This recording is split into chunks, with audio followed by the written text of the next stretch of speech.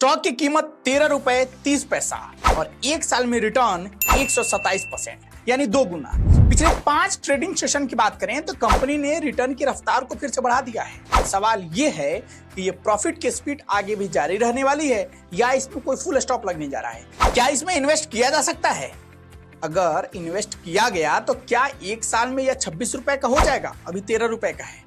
आज के शो में जानेंगे और साथ में सीखेंगे कि कैसे स्टॉक के चार्ट में एक इंडिकेटर का यूज करके ट्रेड निकाला जाता है। ये ज्यादा पुराना चार्ट नहीं है, जिस दिन मैं एपिसोड शूट कर रहा हूं ये उसी दिन का है। एसबीआई के स्टॉक का है ये। कैसे इंडिकेटर की मदद से मैंने एक दिन में 2 ट्रेड लिया था, एक बाई का और एक दूसरा शॉर्ट का। आप देख रहे हैं, सामने आपको दिख रहा होगा। आज मैं इसका पूरा प्रोसेस आपको बताऊंगा, कैसे मुझे ट्रेड मिला था पूरा लाइव, वो भी ग्राफिक्स के जरिए। तो चलिए वीडियो की शुरुआत करते हैं। किसी भी कीमत पर इसे स्किप मत कीजिए।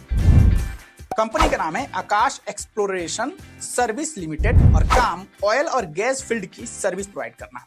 कंफ्यूज तो नहीं हो गए? ऑयल फील्ड यानी ड्रिलिंग और पंपिंग के जरिए जमीन और समुद्र से तेल निकालने के लिए जो मशीन का इस्तेमाल किया जाता है, ये कंपनी उसी की सर्विस देती है। लेकिन यह सवाल ये है जरूरी कि ये कंपनी तो तेल बेचती नहीं है, तो फिर ये काम करती किसके लिए है? इसका जवाब है ये सारे काम ये कंपनी इन सारी कंपनियों के लिए करती है, जिसमें गेल, ओएनजीसी, रिलायंस और इंडियन ऑयल जैसी कंपनियां शामिल है। उसका फ्यूचर कितना सॉलिड होगा आप अंदाजा लगाइए। तो चलिए बिना समय गवाए कंपनी के स्टॉक में रफ्तार भरने वाले फंडामेंटल के बारे में जान लेते हैं। कंपनी का फंडामेंटल की बात करें तो यहाँ पेनी स्टॉक के लिहाज से मार्केट कैप ठीक है, पी रेशियो इंडस्ट्री से कम है जो कि बेस्ट पॉइंट है, कर्ज भी ऑलमोस्ट जीरो है।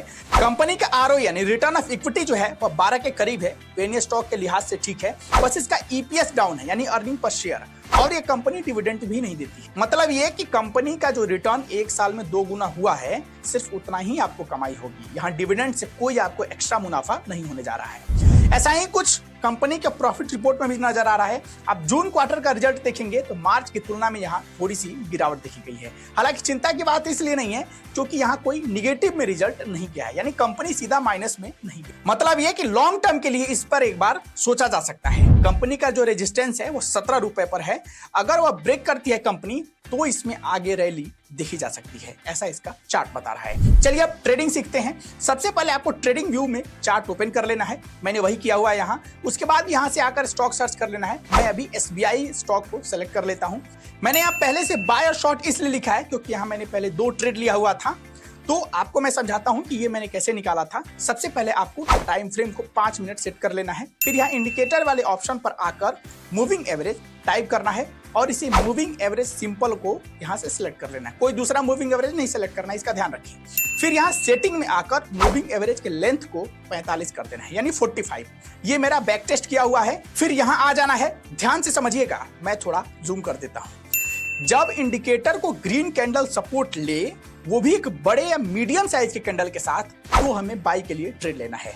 इसके लिए हम उस सपोर्ट वाले कैंडल के लो को स्टॉप लॉस बनाएंगे और जो उसका ऊपरी लेवल है उस पर हम ट्रेड लेंगे। समझ गए? मतलब जो कैंडल का जो सबसे नीचेरी सिरा है उसको स्टॉप लॉस लेते हुए उसका जो सबसे ऊपरी भाग है उस पर हम ट्रेड लेंगे। अगर आपने यहाँ ट्रेड लिया होता तो ये देखिए कैसे आपको यहाँ फायदा हुआ होता। सेम यही तरीका शॉर्ट करने के लिए भी यूज किया जाता है।